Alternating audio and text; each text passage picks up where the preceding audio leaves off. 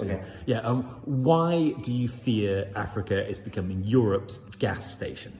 Right, because we are currently in an energy crisis. But at the moment, the world needs to understand that Africa cannot bear the world's burdens alone. And instead, we are put in a position where we are the least responsible for the climate crisis. Yet there is this whole historical history of Africans having their resources being extracted. And that is inevitably perpetuating inequality. And that is then putting and plunging people in a cycle of need, want, and fear, where our socioeconomic livelihoods are not being improved, and that is something that we deem as not viable for the African people. A simplistic history is this: Putin turned off the gas taps to Europe.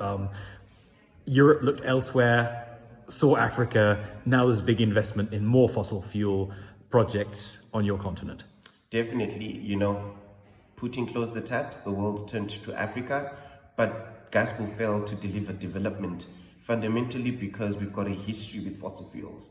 Coal and oil already have failed to deliver that. So there is no way we can rely on a system that's already been tested to actually provide solutions for Africa. There is a lot of enthusiasm sometimes among the population when fossil fuel exploration begins in certain countries. That's happening now in Uganda. Do you understand that people kind of welcome the idea that they're going to get richer because big fossil fuel companies are coming? 100%. I think because the idea or the hope of what potentially fossil fuels could provide for Africa is very enticing.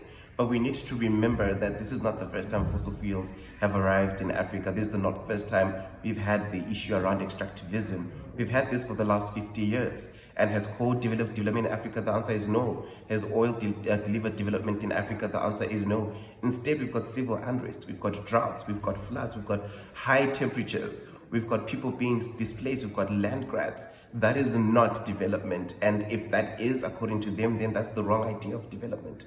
And you are here in Vienna talking to me, not far from the gas conference, but you're not in the gas conference.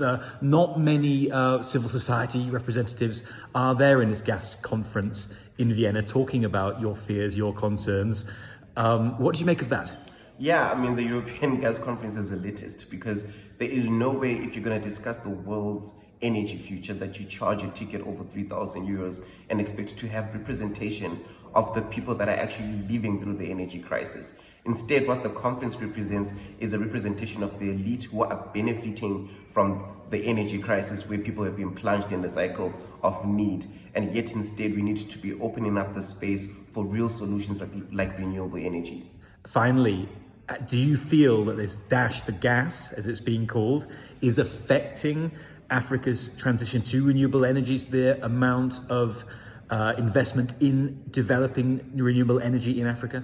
Yeah, definitely. I feel like the dash for gas is stopping Africa from being a key stakeholder within the emerging green global economy, where Africa stops being a victim of the climate crisis. I think every day we wake up and we hear about floods in Africa.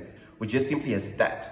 And it's conferences like this that really just drive that agenda. So we need to position ourselves where we even go beyond being extracted for our natural resources, because this moment in time, our indigenous knowledge, our culture, our identity of what it means being African is as well being extracted as they dash for gas in Africa. And we just need to step up and own what it truly means to be African, and it's convenings like the European Gas Conference where we come up as Africans and own our energy narrative, because the future is ours.